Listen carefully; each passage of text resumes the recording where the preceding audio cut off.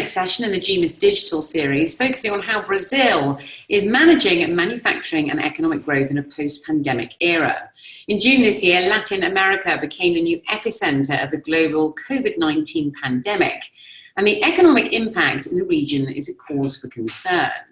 It's been forecast that disruptions will have long-lasting effects, particularly for the manufacturing sector. Well, this next session explores what the challenges are when it comes to reviving the industrial and manufacturing sectors and transforming them to drive innovation and growth post-pandemic.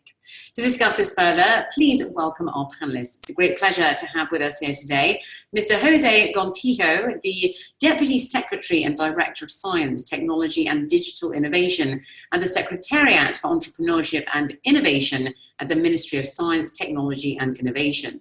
His previous roles include Director of the Department of Industry, Science and Technology at the Telecommunications Secretariat of the Ministry of Communications.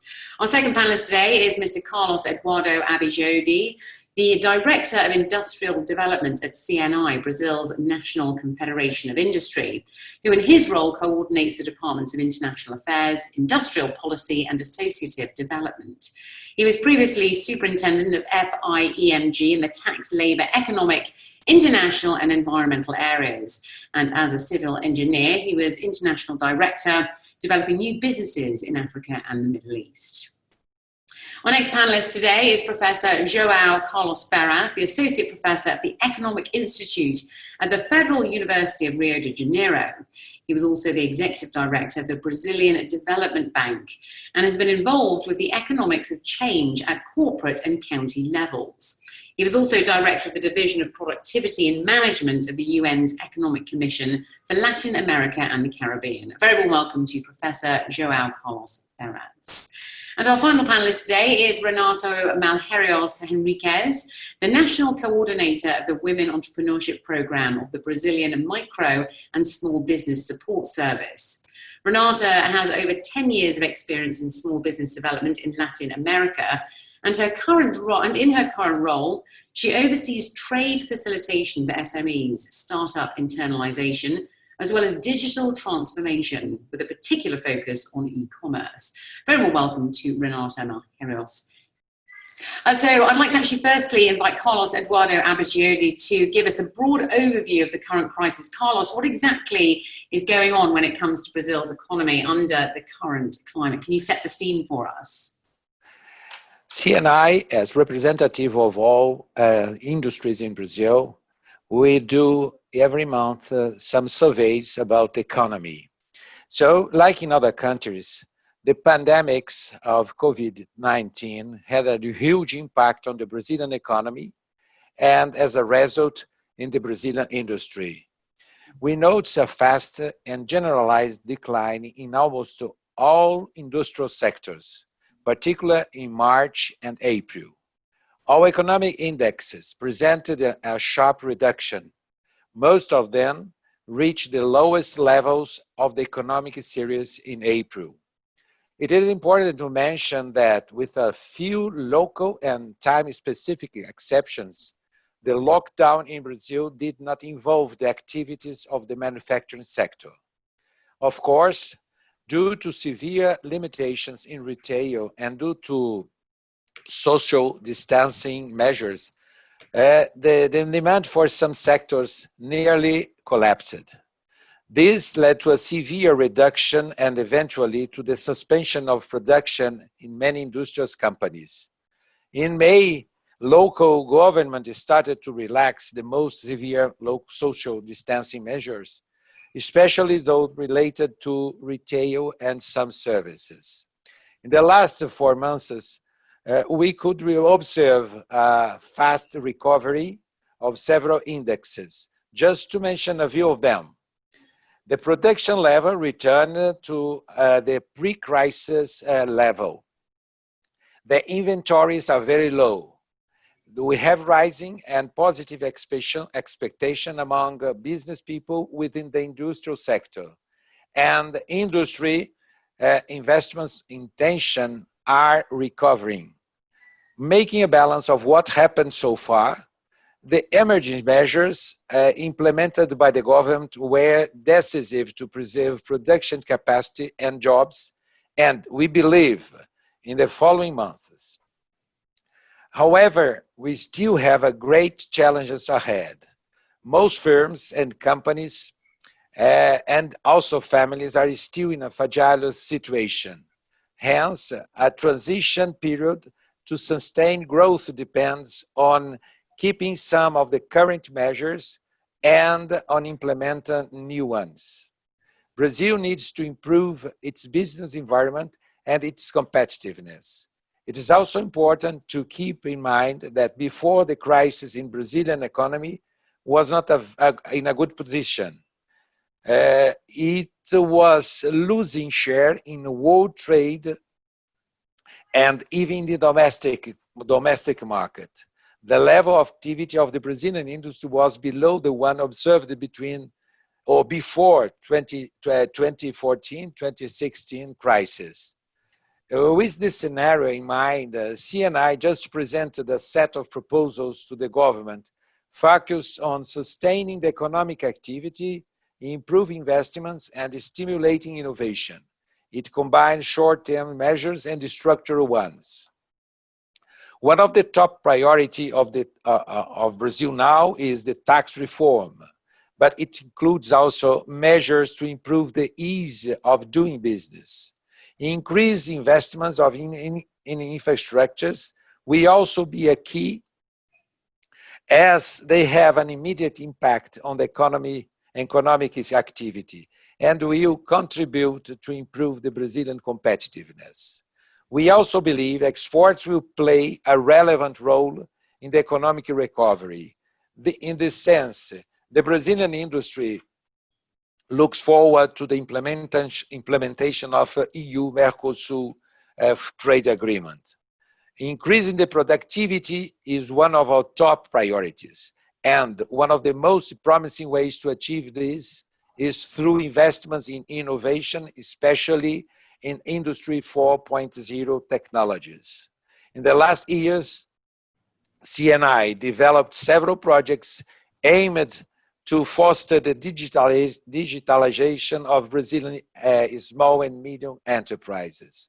We defend a three-pillar approach: raise awareness about the importance of investing in digitalization, provide guidance on which investments to perform, and provide adequate financing. In the after-crisis scenario, digitalization will be decisive for the competitiveness. It will be essential to let companies survive in the domestic market and to have a more relevant role in the global value chains. That's our comments, please. Some very, very interesting findings there, and a lot to talk about as well. You said so much. Jose, I'd like to actually, go to you after this. Carlos mentioned, there are a lot of measures in place that need to be changed and a lot that need to sort of stay in place in order to move forward. Well, what's your take on that? What do you feel needs to remain and what needs to change? Oh, thank you, Laura. I guess Carlos was very pragmatic as usual.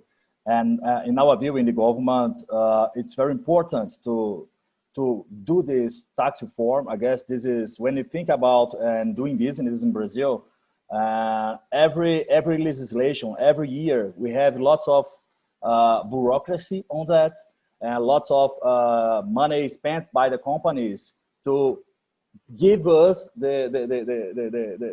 all these tax regime documents and systems and laws, and it's a very complex system. So more than 10% of the revenue of those companies are going to deal with this complexity. So I guess this is the main issue today for now. And the second one probably will be the labor relation, the labor cost. I guess probably there are many actions, but thinking about in the doing business in Brazil, probably these two main actions are the thing that the government must deal first. Really interesting. Professor João, maybe you could tell us your thoughts off the back of the figures and and the information just released by Carlos, and also talk a little bit about maybe some of the border closures and supply chain disruptions. How are they affecting local sourcing in Brazil, and will local sourcing reduce the country's integration when it comes to the global value chains as well? Laura, on the economy in itself, apparently what the deep of the crisis was the March, April. The economy is returning, as Carlos mentioned before, but still the overall impact this year is going to be huge. We calculated at the Instituto de Economia a fall of around 6% of GDP this year. It's not little. And the level of unemployment is very high, it's something around 13%. And whereas in the past we saw a process of formalization of jobs, now we have a return to informalization. So in terms of the survival of people and their well-being, we have huge challenges. And I think that one of the issues that is calling us here together, which is the strategic role that the micro and small business have to play, we have to keep in mind that something, the numbers is around 45 to 50% of the labor force is employed with a micro and small business. And given the level of unemployment, the role that this segment has to play in terms of pushing back employment in itself, it's one of the needs of development, notwithstanding the needs of innovation that Carlos was mentioning and the role that the larger companies have in the value chains, which will come now, in the value chains and in the export sector and so on. So I think that we have a major challenge.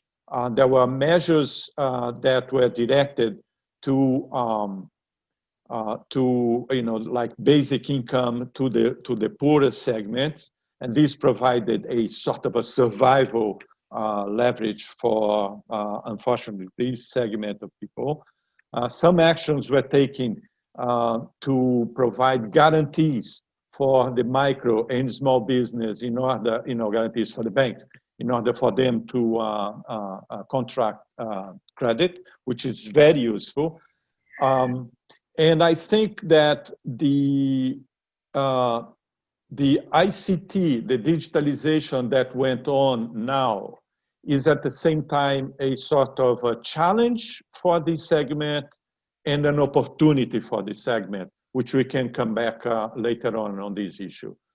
On the value chain in itself, in Brazil being a large economy, it's the internal value chains matter a lot.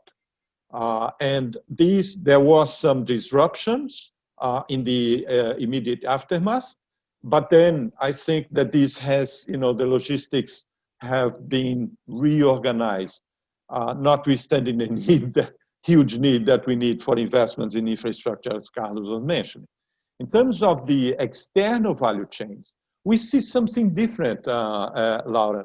And I don't know if Carlos agree with me, but given that we have a complex industrial structure, and given that internationally, there is going to be a sort of a trend towards diversification of sourcing, where the Brazilian economy, especially the large corporations with links abroad, their established value chains do not have an opportunity to enter global value chains with more firmness relatively to what we had in the past.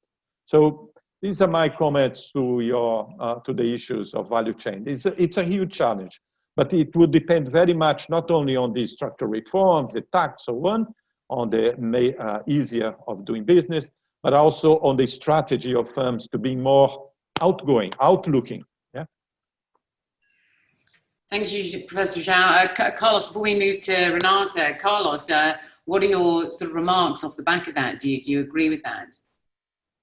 Yes, here in Brazil, we did experience a supply chain disruption. In the first weeks of the crisis, mostly March and April, as João told us. The government did a very good job in facilitating custom procedures to avoid the shortage of inputs for the Brazilian industry. This was especially relevant because by the time the demand was not yet severely affected by the crisis. What we experienced after that was an outstanding ability of the Brazilian industry to adapt to the crisis and to engage in a broad industrial reconversion to provide the goods needed to fight against the pandemics of the COVID-19.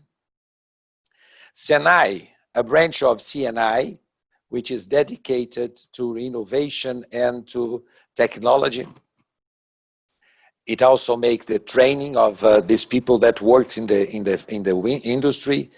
Establishes some partnerships with dozens of Brazilian companies to help them in adapting production lines to produce ventilators, alcohol, face shields, and face masks. So these companies were engaged in this movement from segments such as apparel and car manufacturing. All these different sectors, they helped them move to produce this kind of material, of goods. This showed how strategic is to have a country as Brazil with a strong and very diversified industry. This was perhaps something that has saved Brazil from a disaster. Regarding your question about local sourcing and its impact on global value chains, we don't believe we have enough data to assess if the current supply chain disturbance will become permanent. We believe it will depend on a complex ranging for the duration of the pandemics to geological issues, geopolitical issues. In this precise moment, we are starting a new study to have a better understanding of the recent trades affecting global value chains and the reshoring hypothesis. What we think is Brazil has a lot of opportunities for investments in our productions, in our industry production, manufacturing production. We have a lot of gaps that can be receive funds and financing from a lot of companies, and can be a very good opportunities for investment in reshoring, for example. So we have heard that Japan, for example, would like to move the companies from Asia to other countries. And in this case, Brazil will be a very good opportunity for this. So Brazil has manpower, has a large experience in receiving good investments, and this is something that we have perhaps to stress in this moment. And great to know, of course, there is still a lot of opportunity there. And when it comes to challenges and opportunities, Renata, what do you feel are the main opportunities and challenges when it comes to SMEs within a pandemic context? And also, why does diversity matter so much to the competitiveness agenda? Thank you, Laura. Well, my colleagues talked about competitiveness in the systemic level, right? So allow me to talk a little bit about competitiveness at the firm level. So I work for SEBRAE, which is the Small Business Development Agency in Brazil. And it's important to say, what is a small business in Brazil? These are those firms that earn up to $1.2 million per month, per year, right? So basically 99% of the businesses in Brazil. So they're a huge contribution to this companies, to the economic growth in Brazil and competitiveness, in the global competitiveness, and also in the competitiveness in the level of the country. So in terms of gender and in terms of diversity, right, what does it matter? So we Sebrae, we have a specific program towards women entrepreneurship. It's called Sebrae Delas. And why does it matter? So women are 52% of the population in Brazil. And our surveys found out that women-led enterprises are less profitable and they are less competitive than men-led enterprise. So why is that so, right? Because this is the question, this is the key question.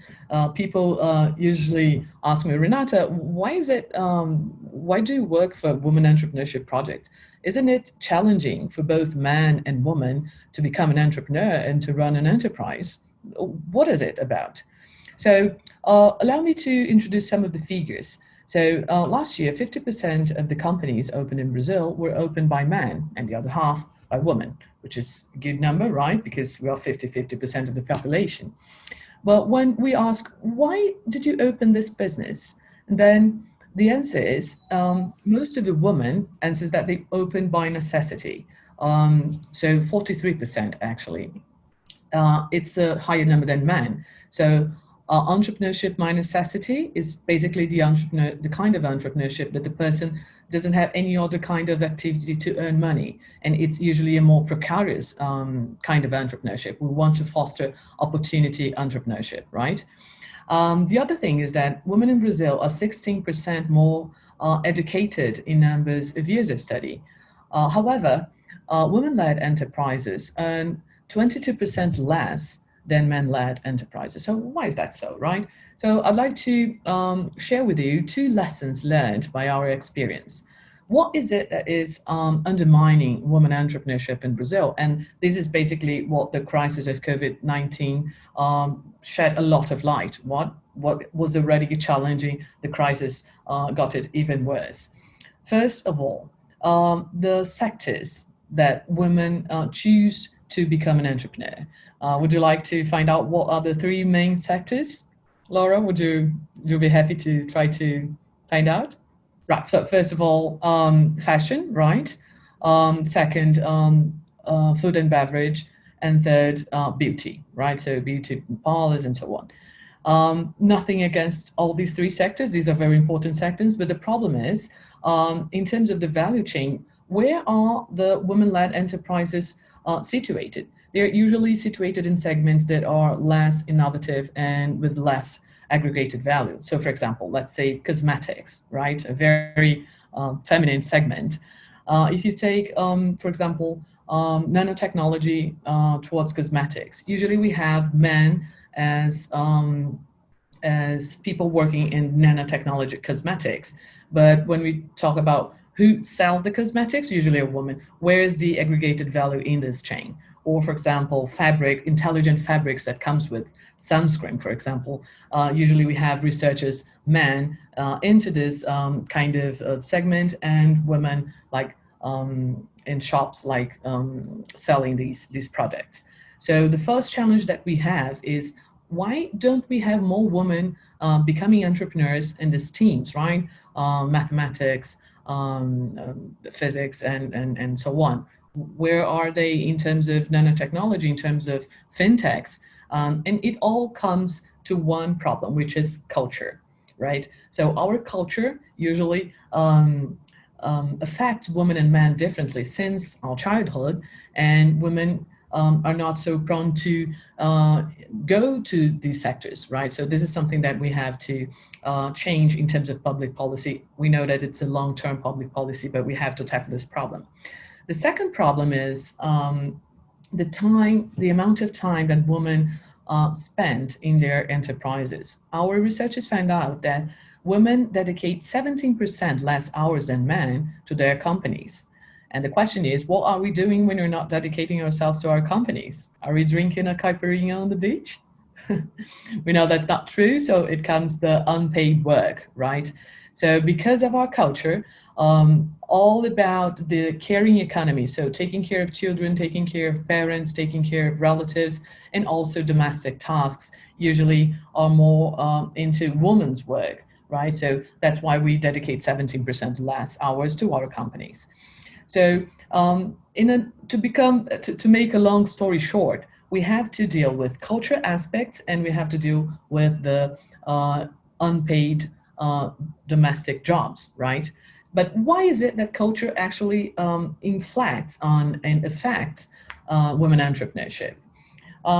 If you are a man or a woman, it doesn't matter. If you are an entrepreneur, you have to be good in two sorts of things, right? In two groups of capacities. So the first one are the technical skills. So for example, Laura, if you are a businesswoman and you work in a restaurant, for example, you have to know all about planning, you have to know all about financing, tax that you have to pay, what are the, everything regarding your industry of beverage and food, right?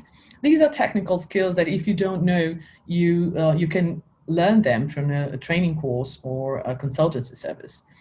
But knowing all about these technical terms will not make you a good entrepreneur, because you have to be good also in another set of capabilities, which are the soft skills. What am I talking about? Laura, for example, are you good in leading a group? Or can you speak in public with a confidence voice? How do you behave yourself when you are in a happy hour? Like, are you usually very shy in the spot of a saloon, or do you speak up? Do you talk to people that you don't know freely, and you don't think, oh my God, maybe you think I want something with her, with him. My husband is very jealous. So all these culture things that usually women face in the entrepreneurship world affect their soft skills.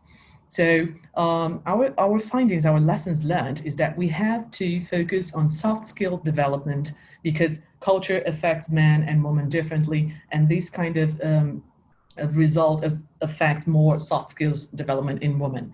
And mentoring is key to overcome this issue. I'm happy to talk more about that afterwards. Renata, I take that the evaluation that you did is very important, and it's probably very sharp and addressed the majority of the gender issues that we have in Brazil, and I don't think it's different from other countries. However,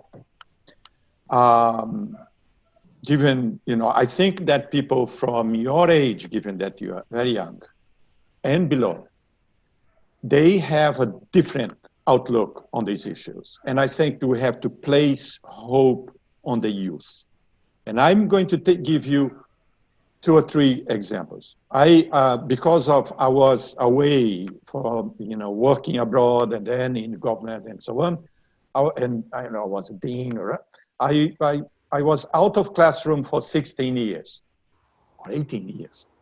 And when I came back, this is 2 years ago, I started teaching again undergrad. And the standard they have, men and women, in terms of their job perspective, is completely different from when I was teaching before. Before, they wanted security, public employment or large corporations or whatever. Now, many of them are willing to get into business and open their business. They want to be entrepreneurs. They want to have a more riskier life, 1. 2, they have the amount of information that they have is huge, huge. And what I find on the gender thing is, I'm going to give you 2 or 3 examples. 1, women entrepreneur open a startup in ICT, in digital. The second, high executive innovation in one multinational. The third, a high starting, rising star in a private bank with very complex, manipulating very complex data. So I think that we have to bet on the new generations, and this is, middle class. One of them is the first generation that is going to university. So there is a change, there is a move of change. And I think that we have to bet and we have to invest. And I think that institutions, public institutions, like the Ministry of Science and Technology, SEBRAE, and even private institutions like CNI, should have the youth and the gender as a major thing, but bringing together the technology, especially digitalization, because then we will give more chances for them to enjoy life and provide some good externalities for the society. Yeah? Renata, final comments, yeah. Yes, Professor João, you're absolutely right. We are on our way, right? If you compare to the past figures that we have in Brazil, for example, until 1962, we had a law in Brazil that husbands would be allowed to say to their wives that they are not allowed to work in outside their houses if they want to, right? So it's transformation is ongoing. But what we have to say now is that we have to foster the speed of this transformation. I agree with you that younger people, they have a different mindset, but they still face a lot of difficulties. Let's say, for example, I have a nephew, he's 21 years old here in Brasilia, and he's studying engineering. I asked, Vito, how many people do you have in your classroom? He said, 20, Renata. And I asked, how many women do you have in your engineering classroom? He said, 2. Right, so Brasilia 2020. Why is it that women are not becoming engineers and they're not going to, start up and so on? In terms, my daughter is an engineer, so that's right. But if you see the whole numbers, the big numbers. For example, nowadays we know that Brazilian startups, less than 10% are led by women. That's why we have in SEBRAE a project with Microsoft to foster more women leading startups, right? So the leading thing is key to understand all these problems of gender in terms of entrepreneurship. Another thing I would like to say is about digital transformation.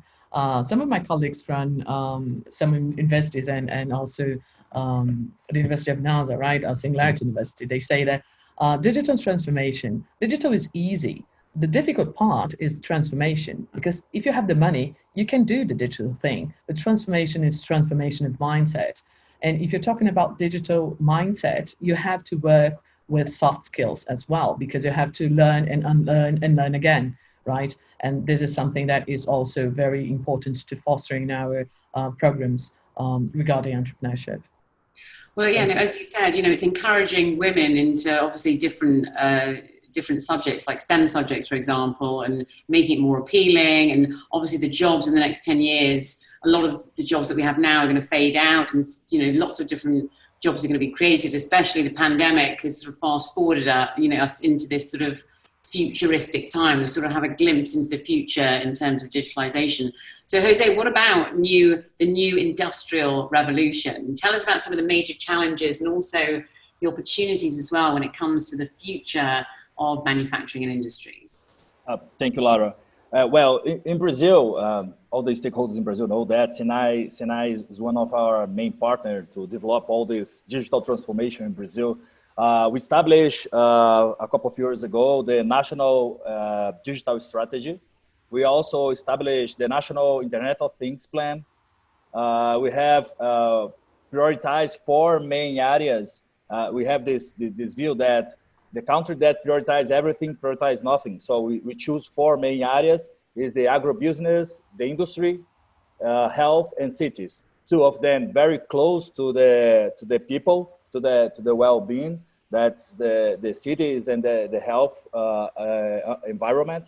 And you have 2 very close to the GDP. That's the industry and the agribusiness in Brazil. Doing that, we bring everyone together to discuss. We make a lot of public consultants.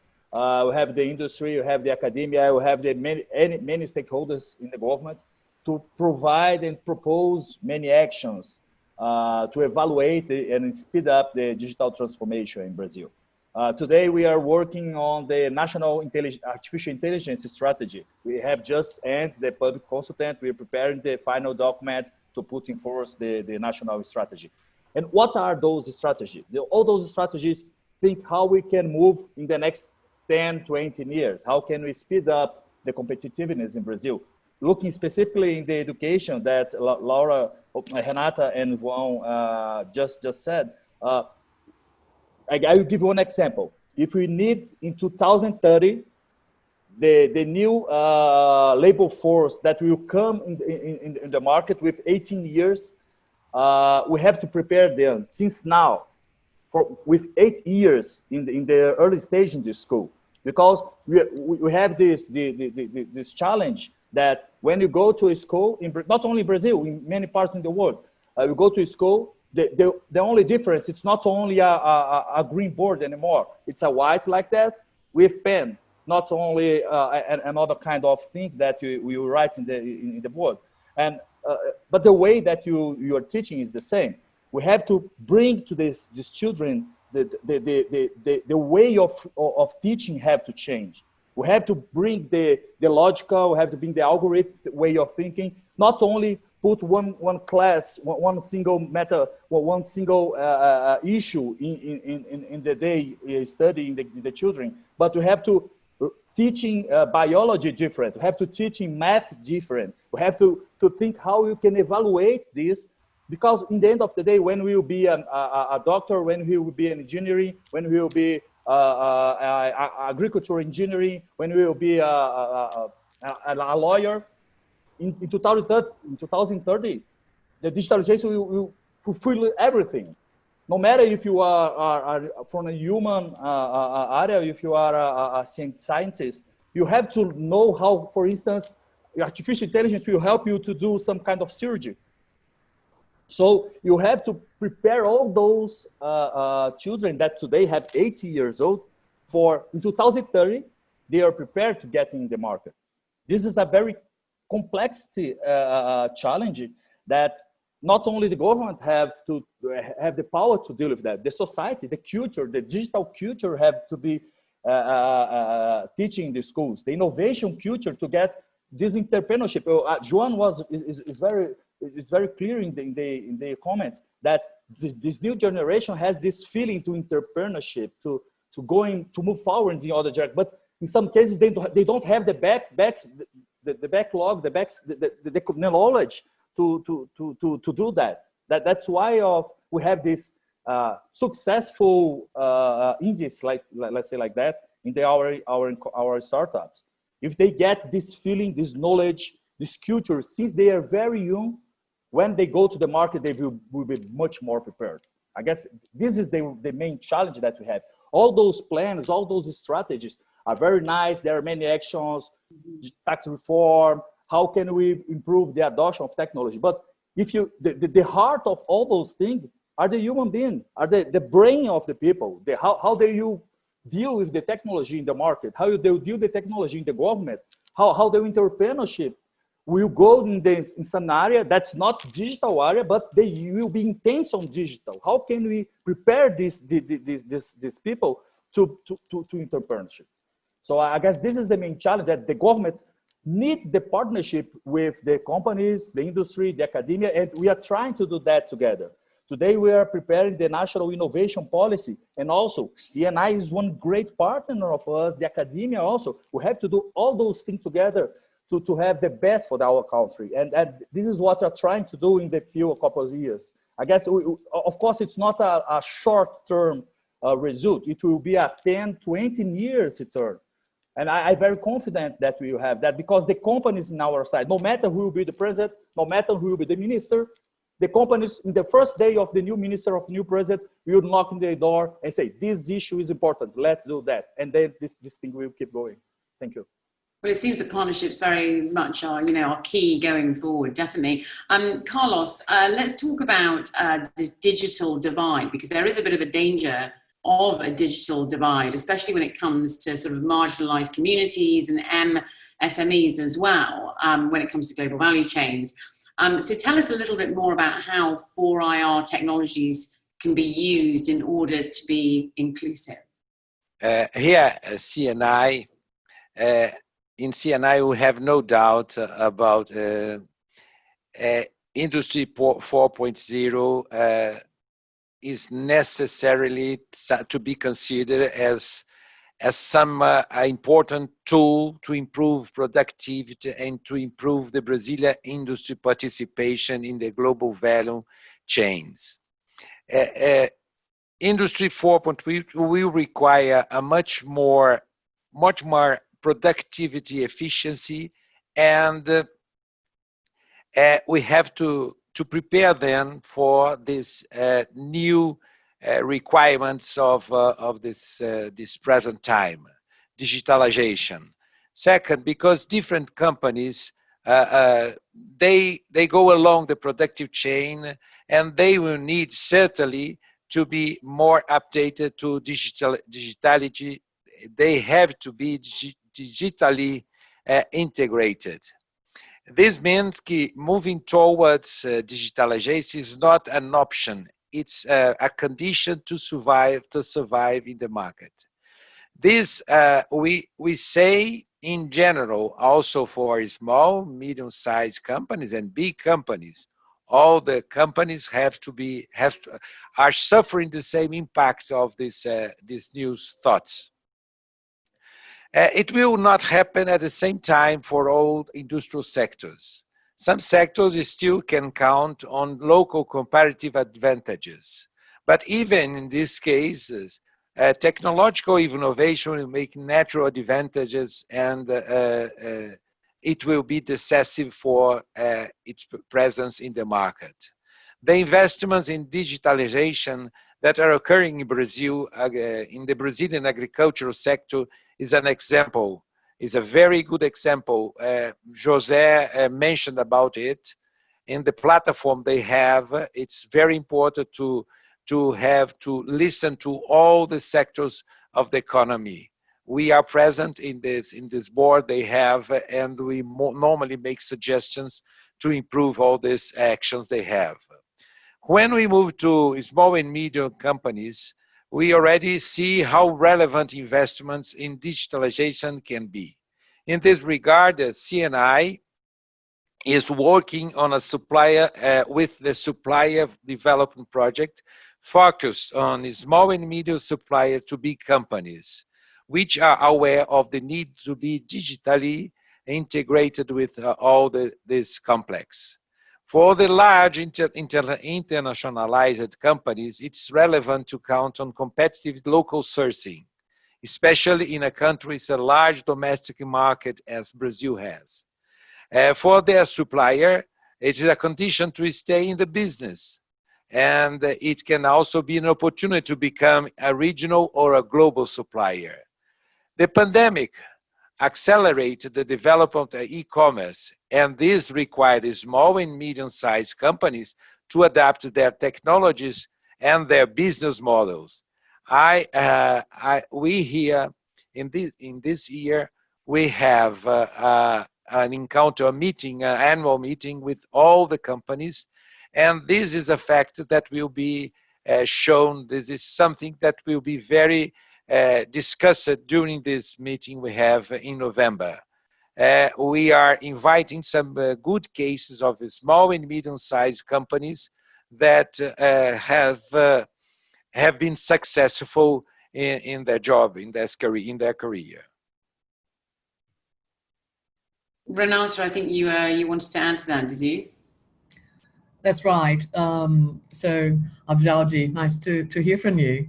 I just wanted to add a quick comment on what Abjalji said about e-commerce, because that's a very interesting thing about women and men as entrepreneurs.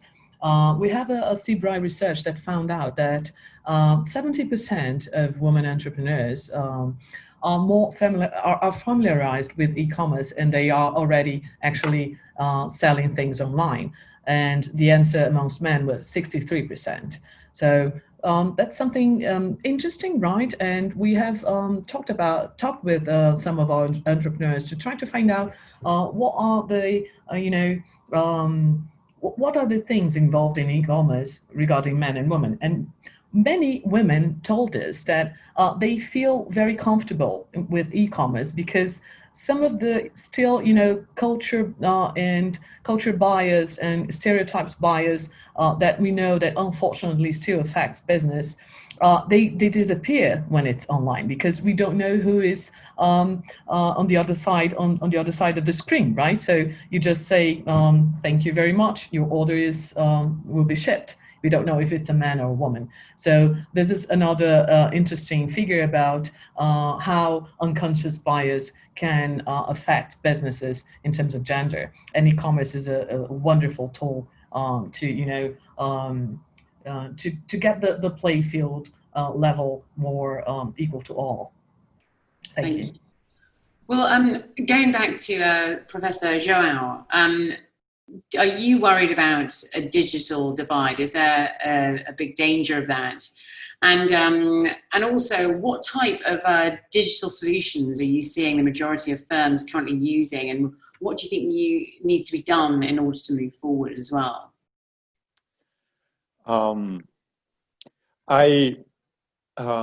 I think it was in the early 90s, around there. And it was based on a research done with one institution linked to CNI, the vocational training CNI that Carlos mentioned. We did an exercise then on the use of then we used to call microelectronic devices, automation, yeah, and the technical organization. And we published a book in the UK calling the attention, and the title, there was the danger or the challenges for digital divide. And now, and again, in partnership with CNI, we just did, 2 years ago, and we are renewing now a new research, and now it's the digitalization, yeah, the changing, but the subject matter is the same. And we find currently something like, a sample of something like, one research was with 700 and the other one with just a bit below 1,000 firms this year, that just about 75% of the firms, industrial firms, are using older generation, yeah, not what we can consider as updated technological solutions. Of course, we can look different ways. Yeah, we have a quarter of firms that are already moving forward, but the largest majority not. But the striking thing is that when we ask them in the future, what is going to be the dominant type of digital solutions, and the future is 5 years from now, 8 years from now, 10 years from now, something like this. They say that the most advanced solutions will be dominant in their sectors. And so imagine that they foresee a future 5 to 10 years that very advanced technologies are going to prevail in the sector. And currently, there is 75% that is lagging behind.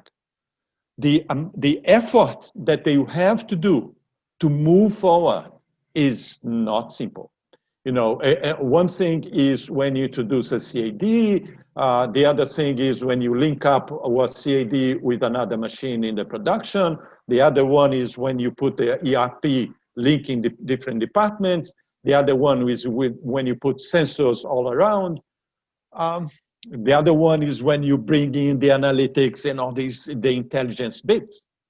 It's not simple. It's not simple at all. And probably the challenge, I think there will be a challenge for the divide, for the digital divide. We are the divided economy or country, yeah? And I don't see any prospects of these decreasing, sorry. But we have to push to mitigate this. And knowledge, information, financial and human and capital resources, these are the requirements. But the link between partners.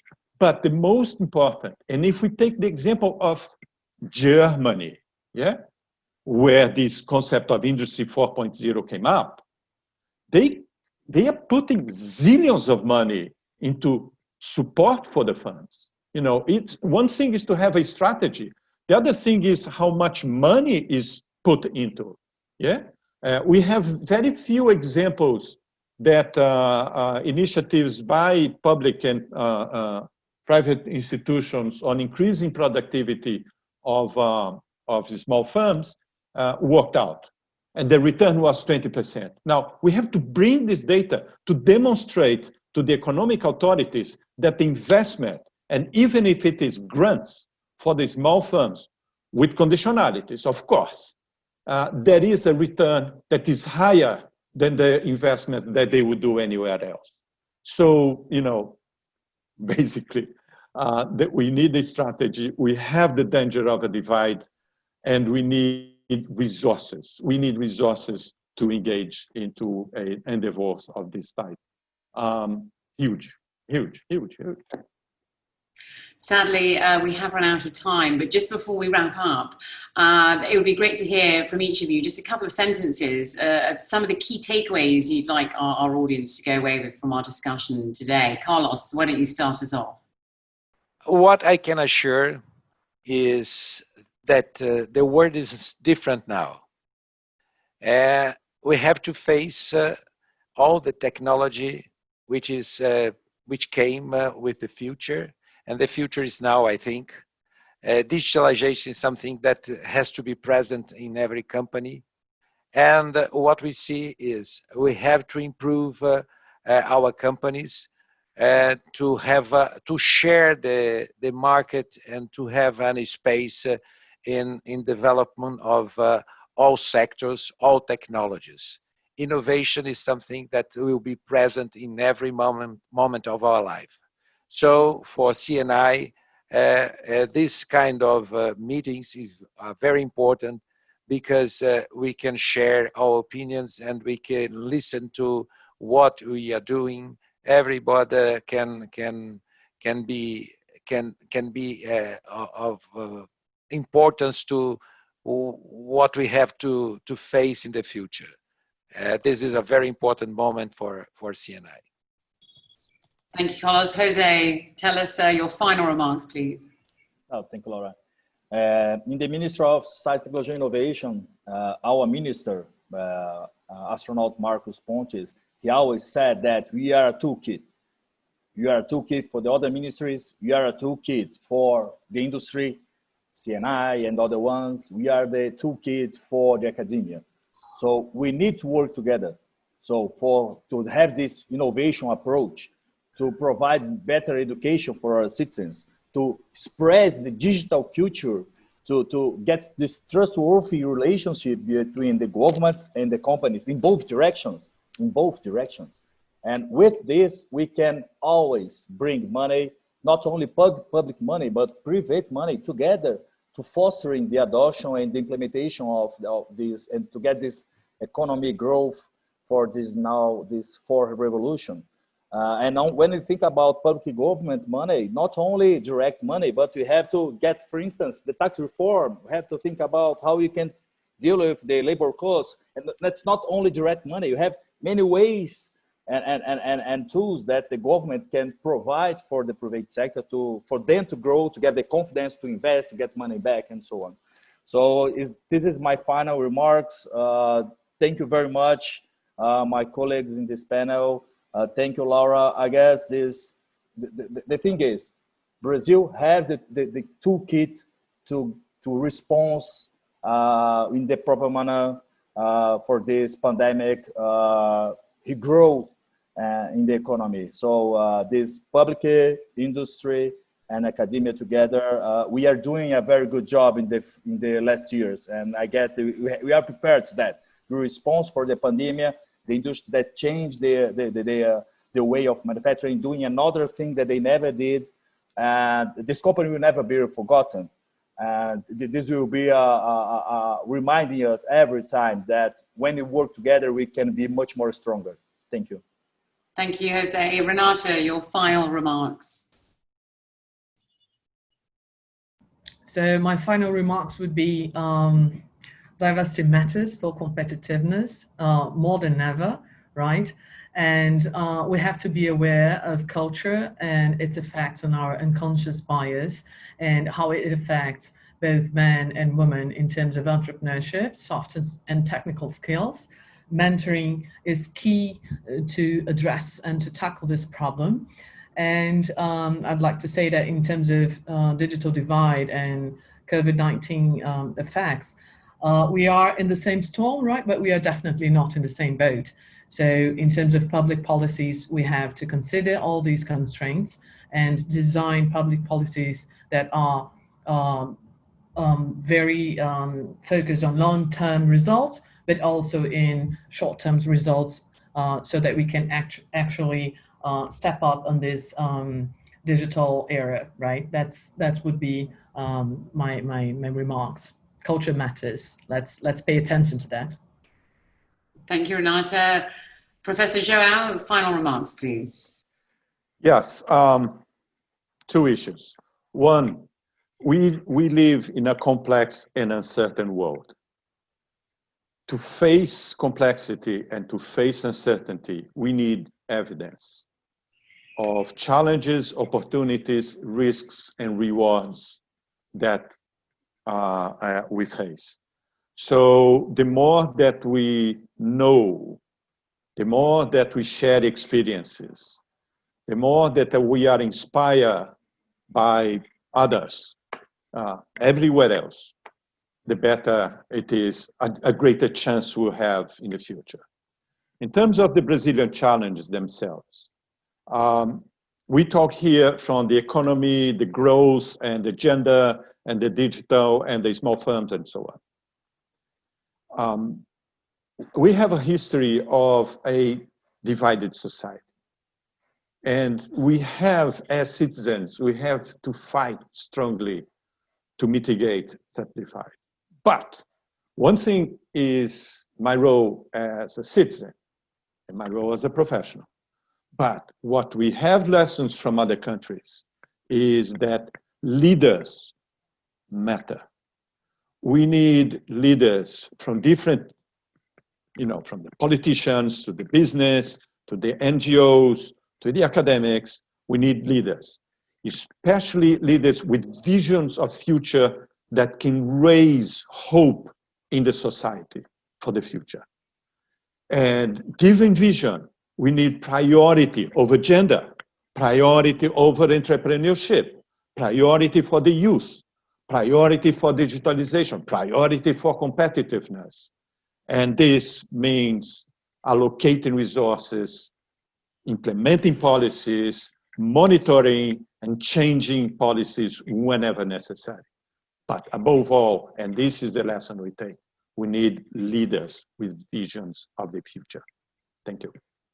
Some very, very interesting takeaways there. Thank you so much. Sadly, that is all we have time for. It's been an absolute pleasure speaking with each and every one of you today. A truly excellent session there. And thank you so much for sharing your thoughts so openly with us here today. As always, if anyone would like to continue the conversation, then please do go and go over to our social media, where you can find us under @GMIS Summit, and please do feel free to email us. Thank you very much. Thank you.